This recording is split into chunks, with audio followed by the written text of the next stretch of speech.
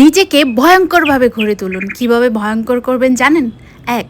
আপনি চুপচাপ থাকো, কিন্তু সব বুঝে নাও। প্রয়োজনে প্রতিশোধ নাও, কিন্তু আগেই চেঁচামেচি করবে না। নিজেকে দুর্বল ভাবতে দাও, কিন্তু উচিত জবাব দাও। তোমার নীরবতা যেন অন্যের ঘুম কেড়ে নেয়। ৫. ভদ্র থেকেও ভয় দেখানো শিখে নাও। ৬. সব সম্পর্কের পিছনে চুক্তি রাখো। স্বার্থ না। ৭. তুমি কারো ক্ষতি করো না, কিন্তু কাউকে ছেড়ে দিও না।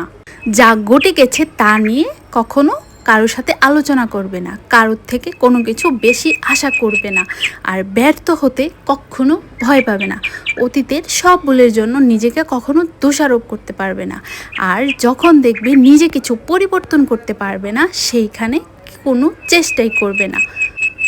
যখন কোনো মানুষ তোমাকে নিয়ে মন্তব্য করবে, তুমি সেটার ধার ধারবে না। কারো মন্তব্যের কোনো জবাব দেবে না।